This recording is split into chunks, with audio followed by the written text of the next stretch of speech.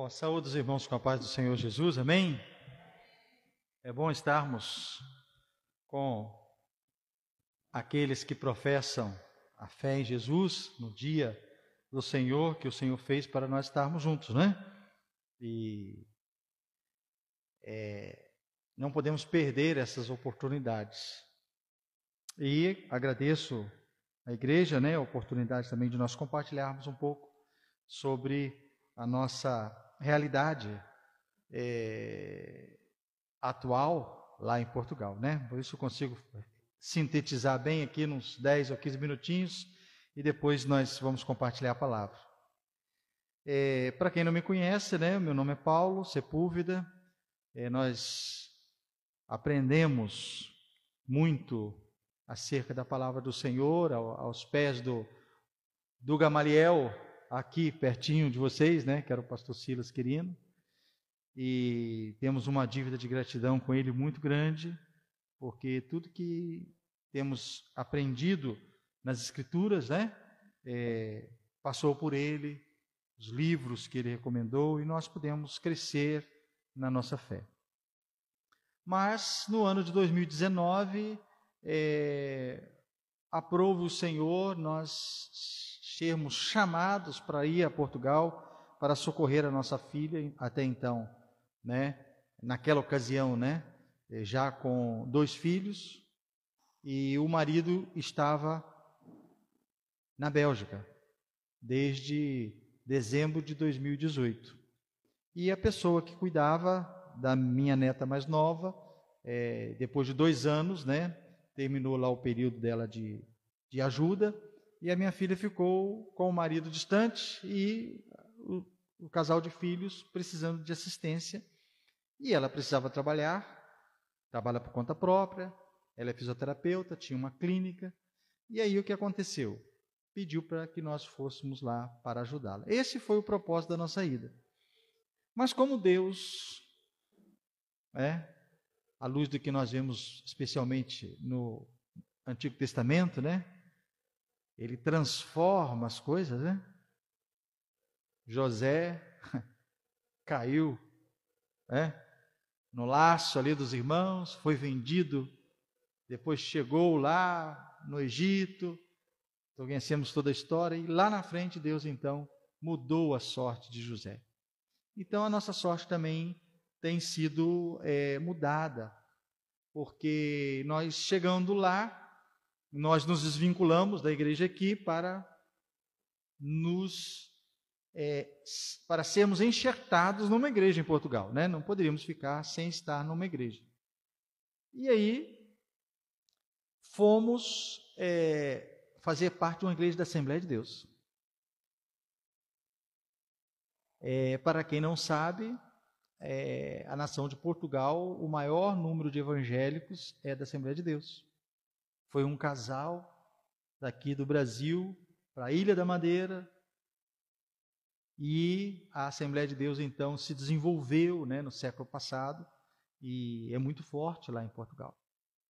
E aí nós que viemos de uma tradição batista, né, e vimos os nossos irmãos pentecostais com um comportamento um pouco diferente do nosso, mas como entender? Eram nossos irmãos também, né?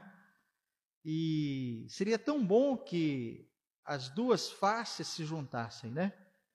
E houve um livro escrito por um autor agora que eu não me lembro agora, que o título do livro era A Igreja da Palavra e do Poder. Ou seja, os batistas sempre primaram pela pregação da palavra. E os pentecostais davam mais ênfase às manifestações espirituais.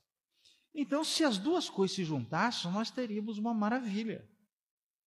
Aquilo que talvez Deus, né, estivesse desejando nos dar. Mas, contra todo preconceito, contra toda dificuldade, eu fui participar daquela igreja junto com a minha esposa. E aí algumas surpresas foram acontecendo.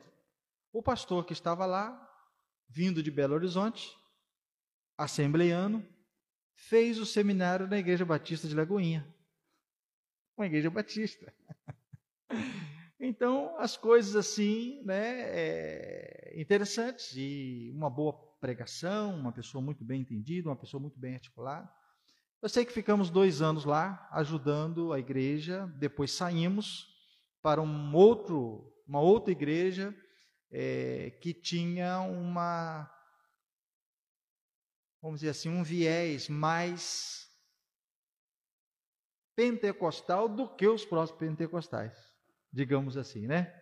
Onde a questão do sobrenatural, né? Não só do falar em línguas, mas também a questão do profético, né? Havia muita liberdade na igreja para essa manifestação. Então nós fomos para lá para fazer um curso de 3 anos, mas ficamos só 1 ano na escola, e nós pudemos também abençoar os irmãos ali, né, naquele ano que nós ficamos.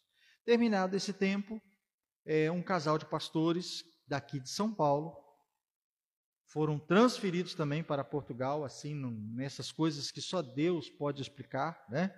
Eles estavam de malas prontas para ir para os Estados Unidos, a esposa psicanalista, ele pastor, cientista, né? Foi convidado pela Universidade de Lisboa para ministrar lá. E aí viraram a direção e foram para lá. E eles nos conheceram, e nesse ano que nós ficamos fazendo a escola, eles estavam nos observando.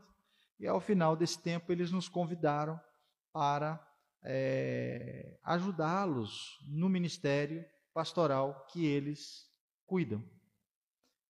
Deixaram o Brasil aqui aos cuidados de uma irmã, uma viúva, e esse outro casal, os 3 são os líderes, né? Eles têm vários irmãos que já se reúnem aqui, uma igreja formada, né, em Belo Horizonte, São Paulo, alguns irmãos que estão sozinhos em algumas cidades, e eles então estão fazendo esse trabalho e pediram para que nós fôssemos lá para ajudar. E nós nos associamos a eles para servir ao reino. Só que as coisas vão acontecendo de maneira assim que Deus não mostra. Imagina uma cortina. Deus só abre uma frestinha para você olhar, né? O que está lá de trás, uma coisa muito grande. Se Ele mostrar tudo, assusta a gente. Se Deus falasse comigo o que estava para mim lá em Portugal, talvez eu não fosse. Né? Então Ele usou as circunstâncias de família, né? O momento que eu estava vivendo, né? Que foi um detalhe também interessante. Eu já estava aposentado, né? E estava dirigindo Uber aqui na cidade. E aí fui vítima de um acidente e eu perdi o carro. Então, quer dizer, juntou essas coisinhas assim, eu falei, então vamos para lá e vamos atender a nossa filha e vamos ver o que vai acontecer. Então, nós estamos com esses irmãos, eles têm um talento muito grande para o ensino da palavra. Ambos são professores, né? E eles trabalham muito nessa questão do profético. A viúva, lá em São Paulo, o nome dela é a pastora Mônica, talvez alguns aqui conheçam, ela é viúva do Gregório McNutt, que veio aqui a Campos algumas vezes, foi a Macaé várias vezes, né? E o Gregório faleceu em 2017, um americano, né, que se converteu, ele era do Texas, mas gostava muito de praia, surfar, aquela coisa toda, então conheceu Jesus, foi para Jocum, né, lá, a família rica deserdou ele veio para o Brasil, casado com 2 filhas, chegando aqui, começou, né, falar aqui, lá no Nordeste, vários lugares do Brasil, muita gente conhece ele, o conheceu, né, que ele faleceu em 2017, e aí o que aconteceu? A esposa dele veio a falecer aqui no Brasil. E a Mônica era então uma pessoa que fazia parte da equipe pastoral que ele liderava. E aprove o Senhor que ela viesse se casar com ele. Então, viúvo, né? E já tem 2 filhos. E ela agora tem esse legado de conduzir o ministério que o Gregório McNutt deixou aqui no Brasil. E aí o que aconteceu? Eu me juntei com os irmãos, né? Por um tempo. E eles me convidaram para dar aula, né? Através dos cursos, né? Que a plataforma deles tem.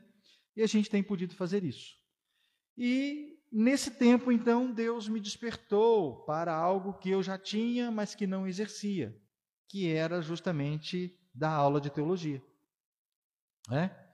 Então, nós resolvemos essa situação, que não, quando eu saí daqui não estava resolvida, né? E estamos buscando lá fazer uma especialização. Não sei ainda se vai ser a ciência das religiões ou se vai ser antropologia, se vai ser uma outra área, né?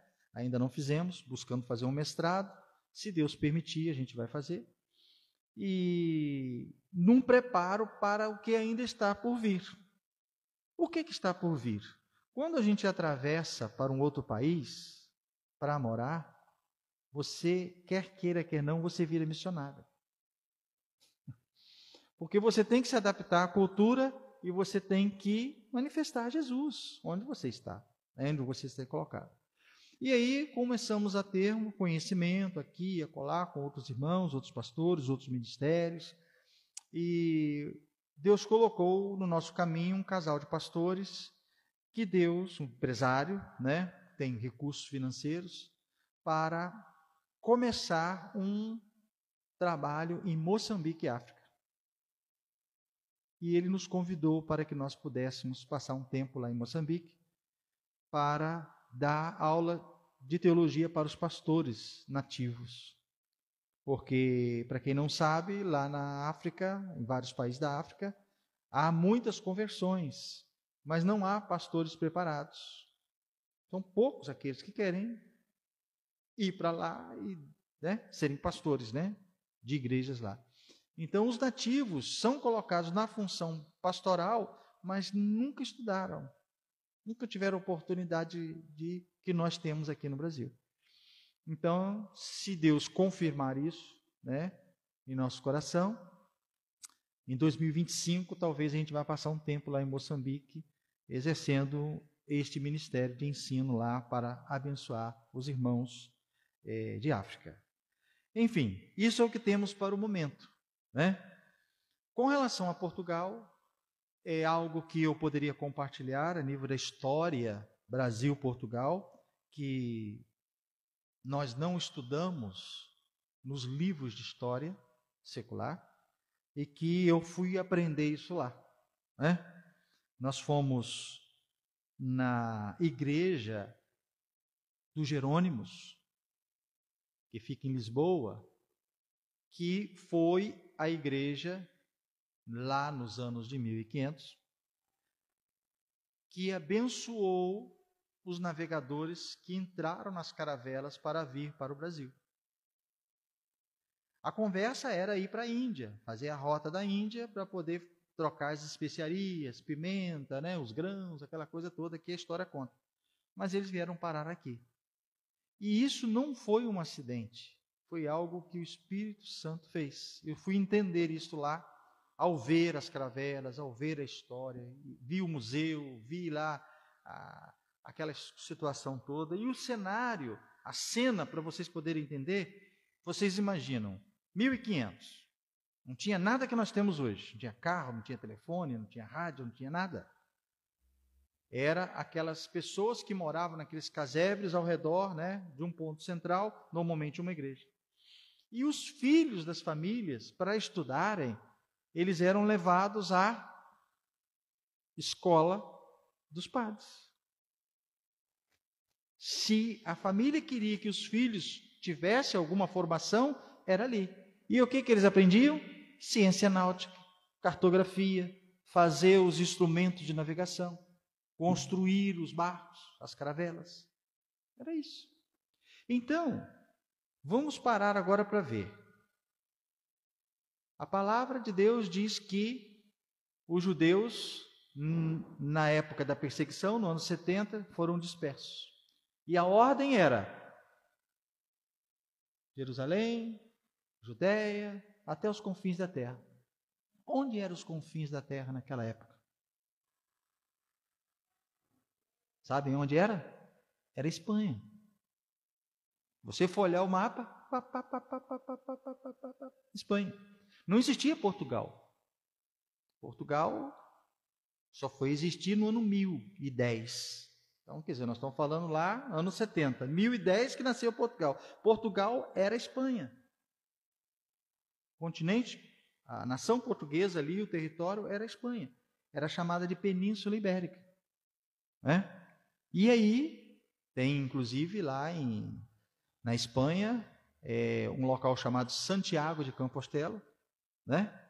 Que crê-se que Tiago está enterrado lá. A doutrina da Igreja Católica mostra isso. E há hoje uma peregrinação de católicos naquele lugar, né? Na Espanha. Então o Evangelho chegou até os confins da terra. Os confins da terra era a Espanha. Então passou anos 100, 300, 500, 1000, né? O período das trevas, conta a história. Chegou a 1500, quando brotou, reverdeceu, né, o Evangelho com a descoberta, né, através de Martinho Lutero, e a gente via essa movimentação então acontecendo ao longo da história. Então, os judeus que também estavam dispersos, que estavam na Espanha, foram expulsos para Portugal pelo rei de Espanha. Aí, passado alguns anos, o rei de Portugal também expulsou os judeus. E os judeus iam para onde? Só tinha um mar na frente. Porque se eles fossem descer ali para a África, tem um mar também. Então, eles entraram nas caravelas também. E vieram aportar aqui no Brasil. Para quem não sabe, a primeira sinagoga judaica na América do Sul está em Recife. Está lá. Esses judeus estavam lá. Conta a história, quem já estudou a história da igreja, que os portugueses trouxeram o catolicismo, mas não tinha ainda aquela inquisição de perseguição que estava lá. Aqui não tinha. Então os judeus floresceram.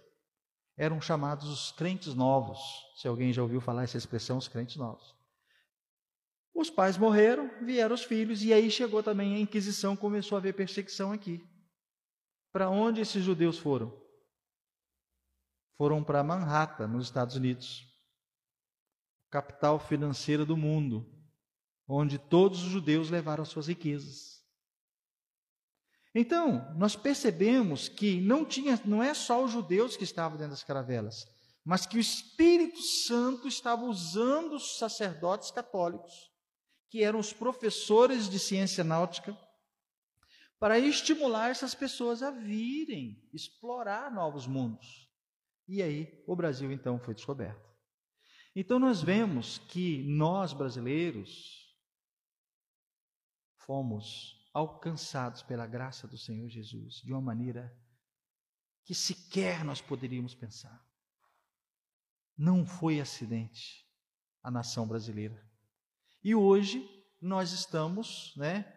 Hoje nós podemos dizer que os confins da Terra seria aqui, né? Se a gente pegar o oceano do outro lado, do Pacífico, né? A gente já vai para o outro lado oriental.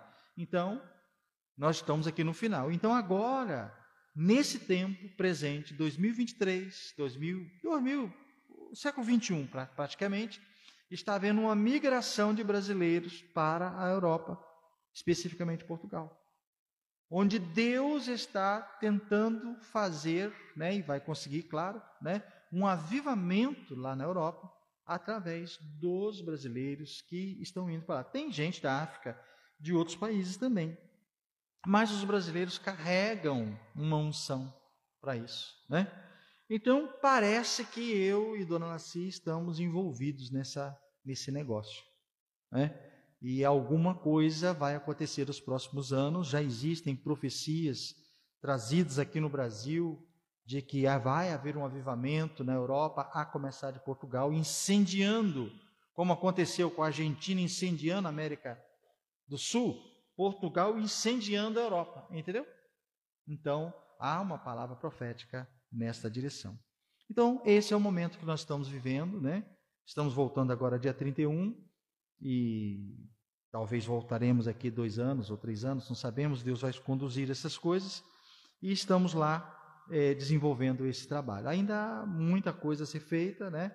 E nós temos que estar sensíveis à voz de Deus para o trabalho. Mas uma coisa eu posso dar certeza para os irmãos, que Deus quer me usar no ensino da palavra, onde quer que eu possa estar, né? Desde que chegamos, nós estivemos pregando lá na Igreja Rei dos Reis, em Macaé, também estivemos na igreja do pastor João, a igreja Querigma, né? Próximo final de semana vamos lá na igreja do pastor Roberto, lá no IPS. Hoje estamos aqui e temos também podido falar, fomos a São Gonçalo também agora no final do mês passado, e estamos, né, semeando a palavra e fazendo a obra do Senhor, aquilo que Ele tem nos chamado. E para compartilhar com os irmãos, a irmã Lacília me concedeu o tempo dela, né? Então agora eu vou para a segunda parte. Senão vai tomar muito tempo dos irmãos aqui. Eu queria apenas compartilhar com os irmãos algo que, se você tiver uma canetinha aí, ou até no seu celular, se você quiser anotar, 4 palavrinhas só, né? Não são 3, são 4 palavrinhas, para que você possa meditar, né? Durante a semana, com relação à nossa identidade em Cristo. Ou seja, o que eu e você somos em Cristo. O que nós somos? É claro que se nós tivéssemos, né, assim, uma oportunidade de estarmos conversando, assim, com uma interação maior, alguém poderia dizer, nós somos filhos, corretamente. Então, nós não podemos perder. A palavra-chave é consciência de quem nós somos. Nós somos filhos. 1 João 3:1. A ponto de sermos tratados como filhos de Deus, e em realidade somos filhos de Deus. Então o apóstolo João, ele afirma isso, e nós não podemos ter dúvidas. Onde você estiver, você é filho de Deus. E é uma coisa assim tão forte, que se nós somos filhos do rei, cada um de nós somos príncipes. Então, quando você receber alguém na sua casa, que é um crente, que é um filho de Deus, você está recebendo um príncipe na sua casa. Trate bem dessa pessoa, cuide bem dela, porque é filho do rei. Isto muda muito o nosso comportamento, que nos leva a uma maturidade para andarmos como igreja do Senhor. Então, por exemplo, vamos supor, né, que o casal aqui da igreja vá a Portugal, vamos dizer aqui, né? Vou pegar aqui o pastor e a esposa. Eles vão a Portugal. Eles não precisam ficar em hotel. Lá em Portugal tem uma família para recebê-los.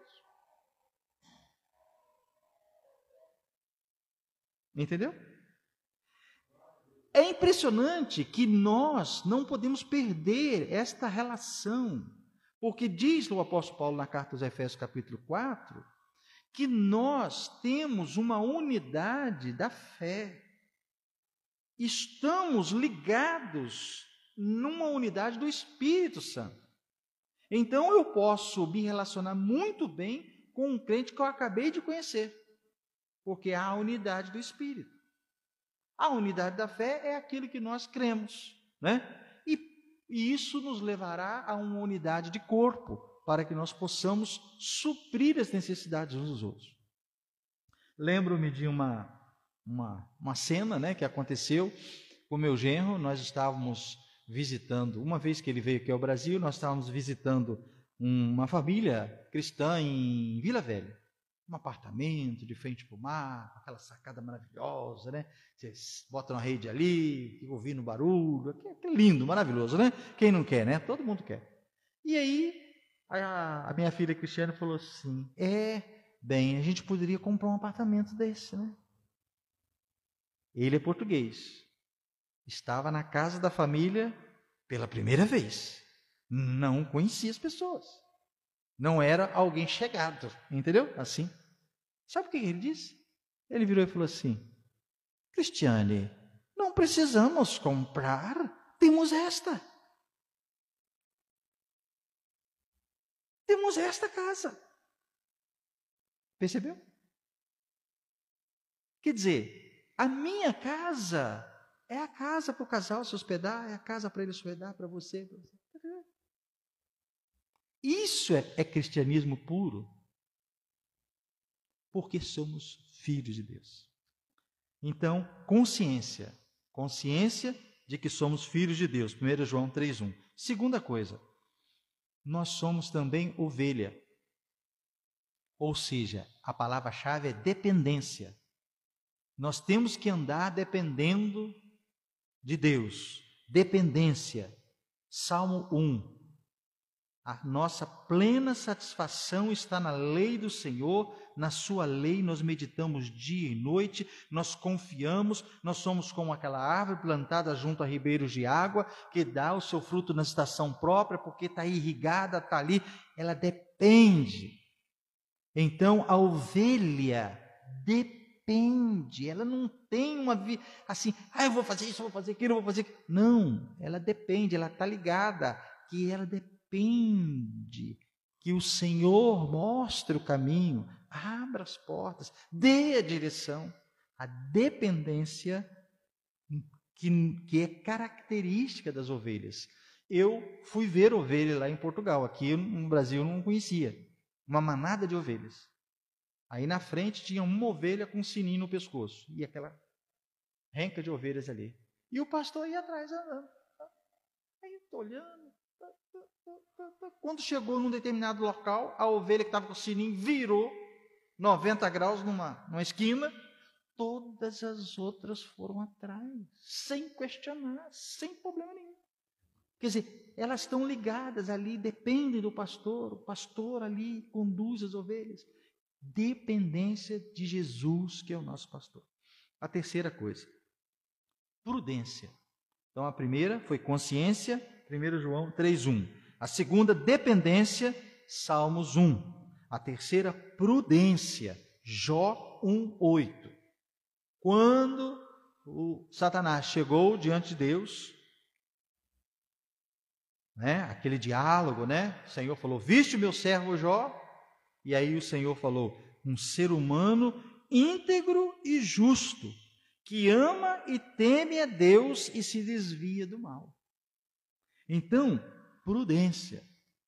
Nós não podemos ter atitudes de qualquer maneira. Nós temos que ser prudentes. Precisamos refletir, pensar nas tomadas de decisão, como que vamos fazer, Temos que ser prudentes para nós não cairmos em armadilhas.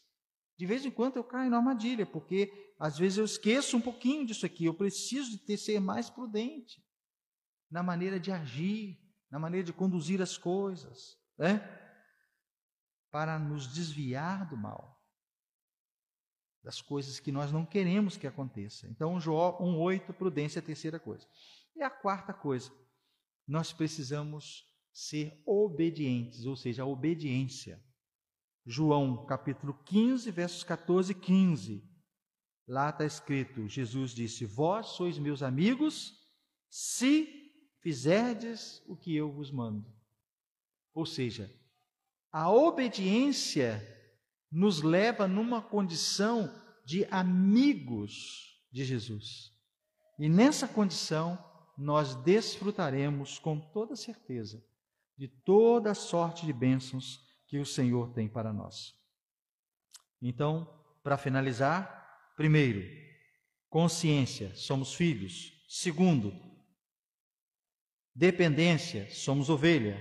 Terceiro, prudência, somos servos. Quarto, obediência, somos filhos. Se nós então estamos em Cristo, nós vamos andar no caráter de Cristo. Nós vamos viver os valores de Cristo que estão na palavra. Nós iremos amar uns aos outros com o amor de Cristo. E não trocaremos Jesus por nada nem por ninguém. Onde está isso? Hebreus 10, 35. Não trocaremos Jesus por nada nem por ninguém. Haja o que houver, diz lá o verso 35 de Hebreus 10. Não deixem desfalecer a sua confiança no Senhor. Lembrem-se que vocês serão ricamente recompensados. Esta palavra de Hebreus 10:35, ela está tomando muita força nesses dias que antecede a volta de Jesus. Porque a pressão para nós abandonarmos a nossa fé está grande, irmãos. Está muito grande. Nós temos visto no meio chamado gospel, evangélico, cantores, né? Que, como uma cantora, eu ouvia o vídeo, né? Ela dizendo, o pastor falou, ela queria cantar umas músicas aí para ficar com uma boa projeção no meio, né? Das gravadoras, uma música mundana, digamos assim, né? E o pastor falou com ela, olha, você não pode sair água, né? Boa, água doce, né? E água amarga, é uma fonte. Então ela respondeu para o pastor, olha, ela desdenhou, na verdade, né? Ela disse assim, olha, a oportunidade que eu tenho é essa, é só essa. Igreja tem muitas por aí. Ou seja, ela não valorizou o dom que Deus tinha dado a ela, de cantar, de louvar, de adorar o Senhor. Então, nós estamos sendo pressionados nesses dias a fazer escolhas. E se nós fizermos escolhas erradas, nós vamos pagar um preço elevado. Seja financeiro, seja de tristeza, seja de choque, seja de divisão, seja de desconstrução de famílias. Então, Hebreus 10:35. O contexto é do verso 19 ao 25, né? E o verso 35 ele culmina com essa informação.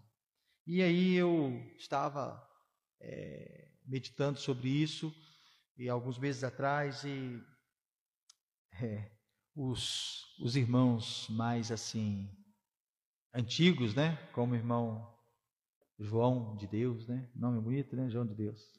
Ele vai lembrar. A igreja do Jesus, seu Jesus cantava com um coração assim tão terno, um coração tão apegado a Jesus, tão cheio de amor, né? Temos inteira certeza de fé, dispostos a não abandonar Jesus por nada. Então os irmãos cantavam, né? Jesus é tudo para mim. Jesus é tudo para mim. Ele é o tesouro que eu tenho guardado em meu peito. Ele é tudo para mim. Ele é o tesouro que eu tenho guardado no peito. Ele é tudo para mim. Lembra, irmão João? Jesus é tudo para mim. Jesus é tudo para mim. Ele é o tesouro que eu tenho guardado em meu peito. Ele é tudo para mim. Ele é o tesouro que eu tenho guardado em meu peito. Ele é tudo para mim. Não trocaremos Jesus por nada nem por ninguém. Amém, irmãos?